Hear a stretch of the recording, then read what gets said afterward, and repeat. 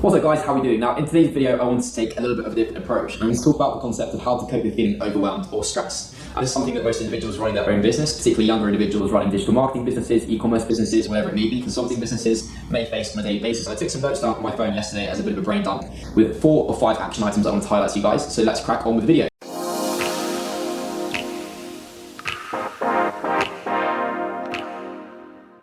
The first questions that I'd ask myself is simply, am I eating enough? Okay, very simple, very simple, minimal action items to be assessing. Okay, being hungry can ruin your focus, and intermittent fasting does not work for everyone. So for some clients I've worked with, obviously I've realised at that point, unless they are in ketosis, they find intermittent fasting to be very difficult at that point there. Okay, so unless you're in a state where their body's producing ketones or they're consuming exogenous ketones, they'll find intermittent fasting to be extremely difficult. Okay, so let's say for example you skip breakfast and you realise that by 2 PM you haven't had anything to eat, no lunch, whatever.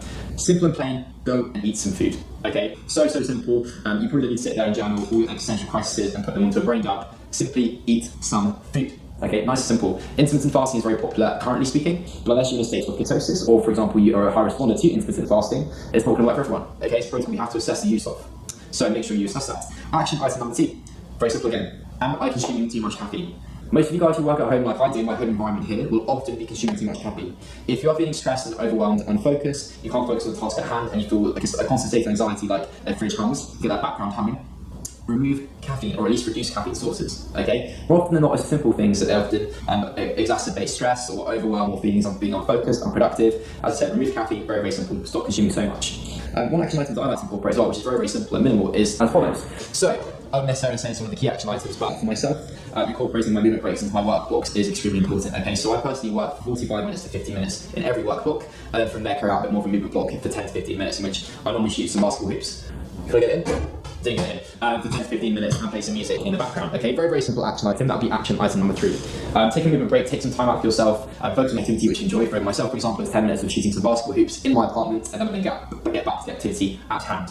Okay, action item number 4, meditating twice per day. Okay, very simple. I personally carry out meditation first thing in the morning, as soon as I wake up for 10 to 20 minutes, depending on how I'm feeling that day, and then from there prior to bed, or if, for example, I'm responding to a certain stressful period in my life. Okay, so for example, like a family trauma, which I've recently been going through as well, meditating twice per day is going to be hugely beneficial for you if you're feeling stressed, overwhelmed, and unfocused. I personally meditate for 10 to 20 minutes twice per day in front of my due red light, so they're naked, and then from there meditate for 10 to 20 minutes. Okay, so that's very simple. And finally, action item number 5, which I actually got from Tim Ferriss's 4-hour work week, is the 80-20 principle. So I'm going to read you through this now, okay? So you're going to be assessing what are the 20% of activities for people that are producing 80% or more of the results and positive emotional states that you want, okay? And really hone in on that in particular, okay? Obviously, in the flip side of that, or switching that up, what are the 20% of activities, responsibilities, or people that are producing the 80% of pain, headaches, negative emotional states that you do not want to be obviously experiencing or having on a daily basis, okay? Assess that, put that down as a brain dump, write that out, and then from there remove the individuals or the variables or the environment which is causing that stress for yourself, okay? And finally, what would this look like if it were easy? So